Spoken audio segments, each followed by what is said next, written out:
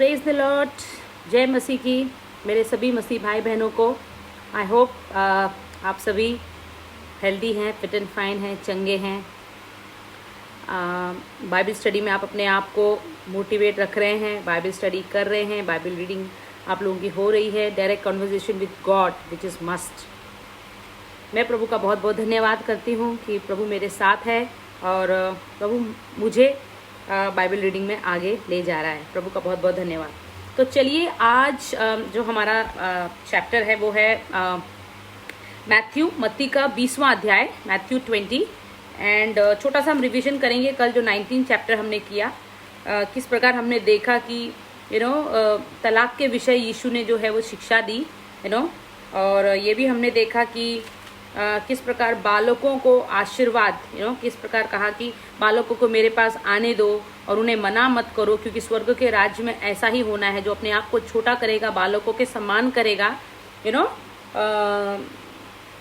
वो आगे बुलाया जाएगा और हमें आगे आना है। अगर हमें परमेश्वर ने हाथ रखकर प्रार्थना की, तो अगर हमें परमेश्वर के पास जाना है, उसकी आशीषें लेनी है, उसको टच को अगर हमें फील करना है, तो हमें आगे जाना है। हमें कोई भी रोके, हमें आगे जाना है। तो परमेश्वर खुद हमें देखता है और हमें बुलाता है। हमें अपने आप को नम्र करना है।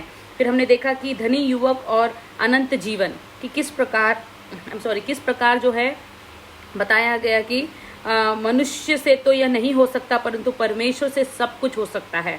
धन संपत्ति अगर आपके पास है, यीशु ने कहा है कि धन की सेवा करने वाला जो है वो परमेश्वर की सेवा नहीं कर सकता, और धन की सेवा करने वाला जो है वो परमेश्वर के राज्य में उसका प्रवेश करना कठिन है, बहुत कठिन है। और यह भी कहा कि कौन सी आज्ञाएं हैं यीशु ने कहा जो हमें माननी है, जिस पर हमें जिस पे हमें सोचना और वो चीज़ें हमें नहीं करनी है। जैसे हत्या न करना, व्यभिचार न करना, चोरी न करना, झूठी गवाही न देना, अपने पिता और अपनी माता का आदर करना और अपने पड़ोसी से अपने समान प्रेम रखना। ये सब हमने 19 चैप्टर में देखा। और एक बहुत इंपॉर्टेंट बात हमने देखी कि जो परमेश्वर के अनुसार चलते हैं, परमेश्वर के राज्य में बोते हैं, अपने धन पर घमंड नहीं करते, परमेश्वर ने जो रास्ता दिखाया उस पर चलते हैं, और कहा कि और जिस किसी के घरों या भाइयों या बहनों या माता पिता या बाल बच्चों या खेतों को मेरे नाम के लिए छोड़ दिया जाए, जो मेरे नाम के लिए इन सब का त्याग करेगा और मेरे पीछे हो लेगा, परमेश्वर उसको 100 गुना देगा।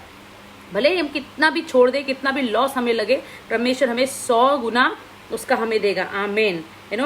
एंड ये भी हमने देखा कि किस प्रकार परमेश्वर ने कहा कि बहुत से जो होंगे वो पहले होंगे, जो पिछले थे वो पहले होंगे, और जो पहले थे वो पिछले होंगे। तो ये बहुत इंपॉर्टेंट हमने देखा कि हमें अपनी राइट पोजीशन कैसे बनानी है। तो चलिए हम लोग अब आज चलते हैं मत्ती 20वां अध्याय, मैथ्यू 20। बारी के मजदूरों का दुष्टांत। तो यहाँ पर एक दुष्टांत है जो हम पढ़ेंगे।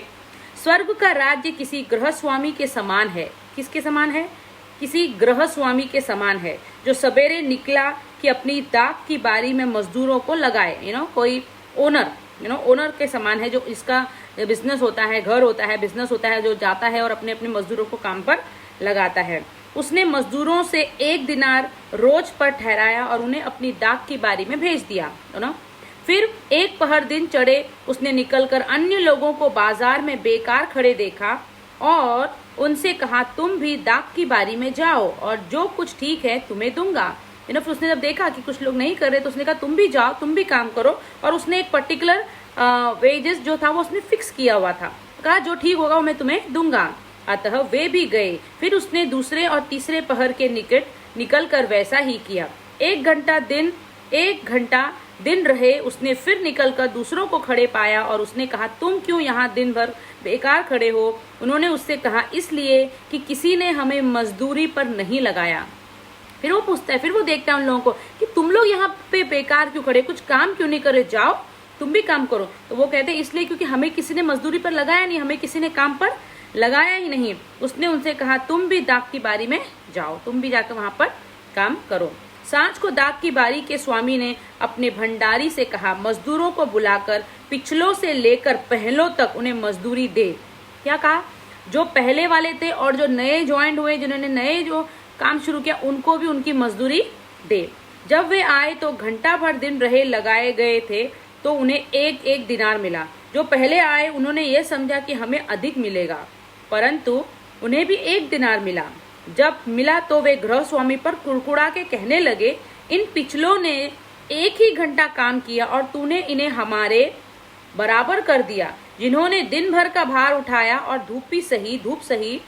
उसने उनमें से एक को उत्तर दिया। अब देखिए, वो लोग ऑब्जेक्शन करते हैं कि हम तो सुबह से काम कर रहे हैं, हमने तो ज्यादा घंटा काम किया, और ये लोग जो अभी आए अभी आए में भी जो लोग पहले आए थे और बाद में आए, जो शाम को लिखा ना कि शाम को 1 घंटा खत्म होने से पहले उन्होंने 1 ही घंटा काम किया, और हम लोग तो दोपहर से काम कर रहे, कोई सुबह से कर रहा था, तो उनको भी 1 दिनार मिला, हमें भी मिला, ऐसा क्यों? अब देखिए उसके पीछे देखिए, ये तो यीशु की मर्जी है, तो परमेश्वर की मर्जी है। परमेश्वर देखता है कि किसको क्या देना है। नोबडी कैन डिसाइड कि किसको कितना मिलेगा, ओनली गॉड कैन डिसाइड। यीशु के हाथ में है और वो हमें लेना आना चाहिए। जब वो हमें काम देता है, जो उसने हमें मजदूर जो उसने कहा है कि मजदूर कम है, तो जिस प्रकार हमें मजदूरी करनी है, हमें काम करना है, तो उसका फल यीशु अपने अनुसार हमें देता है। ओके, तो वह उनसे कहता है, उनमें से उसने एक को उत्तर दिया। एक को उसने कहा, हे मित्र, मैं तुझसे कुछ अन्याय नहीं करता, क्या तूने ही मुझसे 1 दिनार न ठहराया था? जो मेरे हैं उठा ले और चला जा, जो तेरा है उठा ले और चला जा। उसने कहा पहले ही ये बात हुई थी, अब तुम दूसरे का मत देखो, तुम तुम्हारी आशीष देखो, तुम्हारे पास प्रभु ने क्या आशीष दी, तुम्हें अपनी आशीष कैसे बढ़ानी है, दूसरे का मत देखो, जो फिक्स है वो ले और अपना उठा और ले चल। मेरी इच्छा यह है कि मैं जितना तुझे दूं उतना ही उस पिछले को भी दूं। वाह, वंडरफुल।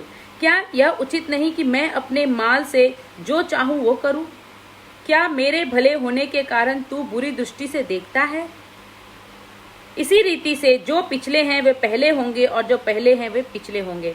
तो हम परमेश्वर में अपने आप को कितना डेडिकेट रखते हैं, हम कितनी प्रार्थना करते हैं, कितना उपवास करते हैं, कितना हम बाइबल रीडिंग करते हैं, हम कितना प्रभु के साथ 1-on-1 कॉन्वर्सेशन करते हैं, हम प्रभु के कितने करीब हैं, वो डिपेंड करता है कि हमारा प्रेम प्रभु पर कैसा है, क्योंकि परमेश्वर की इच्छा के अनुसार ही होता है।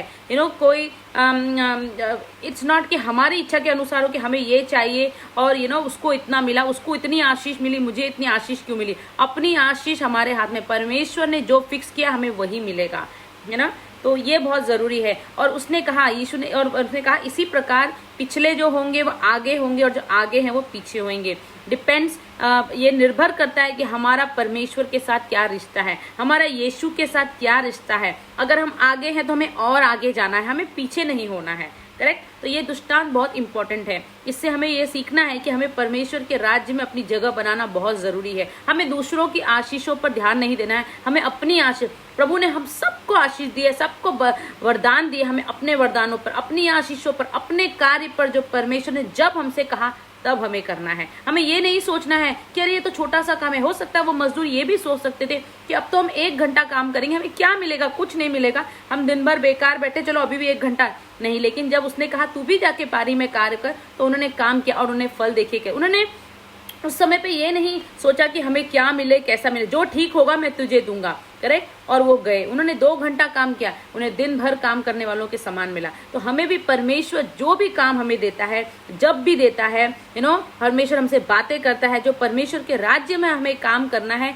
हमें करना है, चाहे वो छोटा हो चाहे बड़ा हो, हमें वो कार्य करना है, क्योंकि परमेश्वर ने हमारे लिए फल निर्धारित किया है। परमेश्वर ने अपने, उसके पास जितनी आशीष है वो सब हमारे लिए हैं और वो सब हमें ही देना चाहता है। तो इट इज सो वंडरफुल। तो जो पिछले हैं वो आगे होंगे और जो आगे हैं वो पीछे होंगे, लेकिन हम सब यीशु के नाम से आगे हैं और हमें पीछे नहीं होना है, हमें और आगे बढ़ना है। जब परमेश्वर काम दे, जब परमेश्वर आज्ञा दे, छोटा हो चाहे बड़ा हो, हमें वो सारे कार्यों को पूरा करना है यीशु के नाम से। ओके। अपनी मृत्यु के विषय यीशु की तीसरी भविष्यवाणी, ये तीसरी भविष्यवाणी है जो यीशु ने की है। इसका जिक्र मरकुस और लूका की किताब में भी किया गया है, वो भी हम पढ़ेंगे। यीशु यरूशलेम को जाते हुए 12 चेलों को एकांत में ले गया। दिस इंडिकेट्स कि हमें परमेश्वर के साथ अकेला संबंध बनाना है। बाइबल रीडिंग यही है कि हम परमेश्वर के साथ 1-on-1 बातें कर रहे हैं, हम परमेश्वर के साथ अकेले में हम बातें कर रहे हैं, हम बाइबल पढ़ रहे हैं, परमेश्वर हमें प्रकाशन दे रहा है। करेक्ट। और मार्ग में उनसे कहने लगा, देखो यह यरूशलेम को जाते हैं, देखो हम यरूशलेम को जाते हैं और मनुष्य का पुत्र प्रधान याजकों और शास्त्रियों के हाथ पकड़वाया जाएगा और वे उसको घात के योग्य ठहराएंगे। वो ऐसा डिसाइड करेंगे कि इसको मारा जाए और उसको अन्य जातियों के हाथ सौंपेंगे कि वे उसे ठट्टों में उड़ाएं और कोड़े मारे और क्रूस पर चढ़ाएं और तीसरे दिन जिलाया जाएगा। तो यीशु ने अपने बारे में भविष्यवाणी उनसे कह दी चलते चलते कि इस प्रकार होगा ना। एक माँ की विनती। जब जब्दी के पुत्रों की माता ने अपने पुत्रों के साथ यीशु के पास आकर प्रणाम किया और उससे कुछ मांगने लगी, उसने उससे कहा, तू क्या चाहती है? वह उससे बोली, यह वचन दे कि मेरे ये 2 पुत्र तेरे राज्य में, एक तेरे दाहिनी और तेरे बाईं ओर बैठे। यीशु ने उत्तर दिया, तुम नहीं जानते कि क्या मांगते हो? जो कटोरा मैं पीने पर हूँ क्या तुम पी सकते हो? तो क्या कहती है? वचन दे कि मेरे ये 2 पुत्र तेरे राज्य में, ओके, जब परमेश्वर तेरे राज्य में, एक तेरी दाहिनी ओर और एक तेरे बाएं बैठे, ओके। यीशु ने उत्तर दिया, तुम नहीं जानते कि क्या मांगते हो? जो कटोरा मैं पीने पर हूँ, जो कष्ट मैं सहने पर हूँ, जो पीड़ा ताड़ना मैं सहने पर हूँ, क्या तुम सह सकते हो? पी सकते हो? क्या वो कटोरा तुम पी सकते हो? उन्होंने उससे कहा, पी सकते हैं। उसने उनसे कहा, तुम मेरा कटोरा तो पियोगे, पर अपने दाहिने और बाएं किसी को बैठाना मेरा काम नहीं, पर जिनके लिए मेरे पिता की ओर से तैयार किया गया उन्हीं के लिए है। तो देखिए यीशु ने क्या कहा कि तुम मेरा कटोरा तो पियोगे, पर अपने दाहिने और बाएं किसी को बैठाना मेरा काम नहीं, पर जिनके लिए मेरे पिता की ओर से तैयार किया गया उन्हीं के लिए है। तो यीशु ने कहा मेरा पिता, how he keeps his father in first place. कैसे यीशु जो है वो अपने पिता को सबसे आगे रखते थे। कहा ये मेरा काम नहीं, ये मेरे पिता का कार्य है। और पिता ने कहा है, मैं इस बेटे से प्रसन्न हूँ, इसकी सुनो। जो मार, ये हमारा अधिपति है, यीशु हमारा भला चरवाहा है, हमें उसकी सुननी है, हमें उसके बताए हुए मार्ग पर चलना है, जिससे हमारा अनंत काल के जीवन का मार्ग तैयार होता है। ओके, यह सुनकर 200 चेले उन दोनों भाइयों पर क्रुद्ध हुए। यीशु ने उन्हें पास बुलाकर कहा, तुम जानते हो कि अन्य जातियों के हाकिम उन पर प्रभुता करते हैं और जो बड़े हैं वे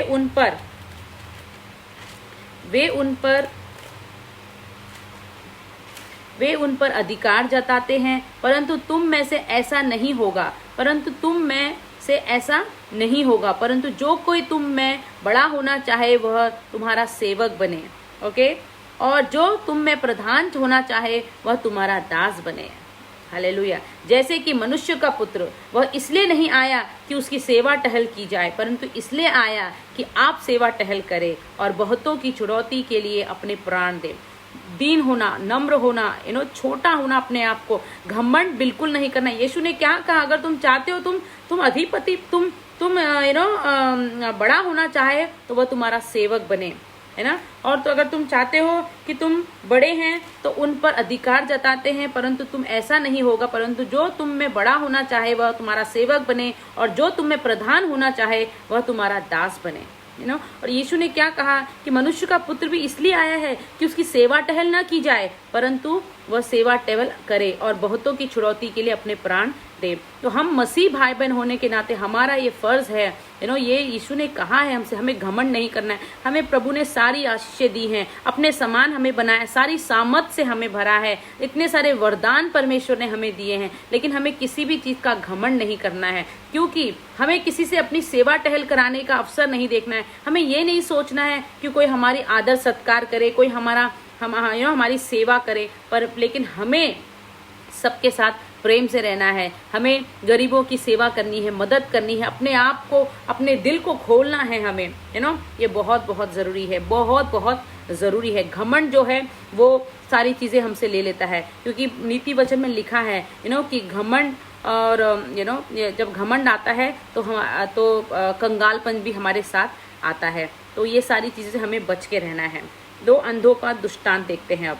जब वे यरीहो से निकल रहे थे तो एक बड़ी भीड़ उसके पीछे हो ली, और 2 अंधे जो सड़क के किनारे बैठे थे, कहाँ बैठे थे? सड़क के किनारे बैठे थे, यह सुनकर कि यीशु जा रहा है, पुकार कर कहने लगे, हे प्रभु दाऊद की संतान, हे प्रभु दाऊद की संतान, हम पर दया कर। लोगों ने उन्हें डांटा कि चुप रहें, पर वे और भी चिल्लाकर बोले, हे प्रभु दाऊद की संतान, हम पर दया कर। उनका विश्वास देखिए, उनका ट्रस्ट देखिए। तब यीशु ने खड़े होकर उन्हें बुलाया और कहा, तुम क्या चाहते हो कि मैं तुम्हारे लिए करूं?